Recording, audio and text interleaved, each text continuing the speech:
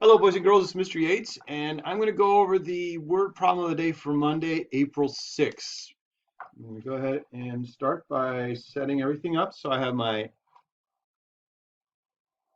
4 areas where I'm going to solve using aims. Boys and girls, today what I'm going to do is read it first, and then I will put up an answer sentence. Jenna keeps her recipes in a box with dimensions 7 inches, 5 inches, and 4 inches. What is the volume of the box? I'll go ahead and start an answer sentence. The answer sentence would be the volume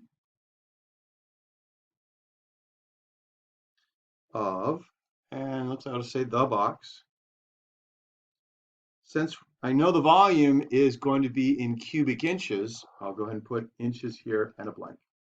And I'll put a little 3 exponent to show that I'm writing about cubic inches, because whenever we have inches, our volume, we're going to be talking about cubic inches.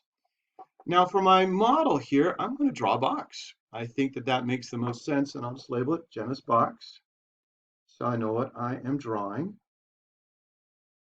And what I could do is a shortcut. I know the dimensions here. Since volume is going to be length times width times height, I'm going to just assume that when they are giving me the dimensions 7, 5, and 4 inches, that they are going with length and width and height.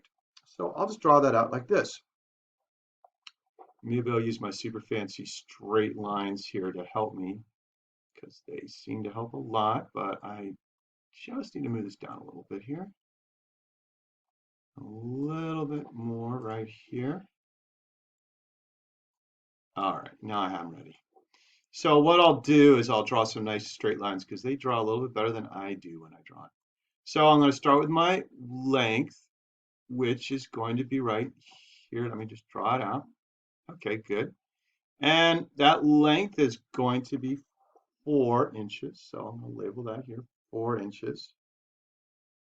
Oh no, not 4, 7 inches. I made a reading error. Okay, so the length is 7 inches. It looks like the width, which is back to front, is going to be 5 inches. So I'm going to just draw that in here, back here. And I could just draw that going back, and that is 5 inches. And as I remember before, the last one should be the height, which looks like it's 4 inches. So I'm going to just draw that height right up here. Try to make it so it looks like it's smaller than 7, smaller than 5. And that is my height, which is 4 inches. With all that information there and my model done, I'm ready to do an expression. And my expression, I actually basically just wrote it here. The volume equals, or we could use that question mark, but since we got the V for volume, that's fine too. We could do 7 times 5 times 4. And I'm going to do the powers of the commutative property here. And I'm going to go backwards and just use the 4 times 5, which is 20. Multiply that by 7, and I can do some easy mental math now. 7 times 2 is 14. Add a 0, and I have 140. The unit of measurements I'm going to be using is cubic inches. So I'll be solving that. The volume of the box. Oh my goodness. And you probably already seeing this when you were looking at this video going, Mr. Yates, you left out a word.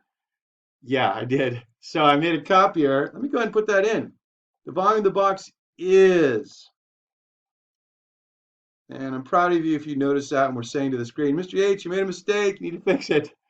So the correct answer is the volume of the box is 140 cubic inches.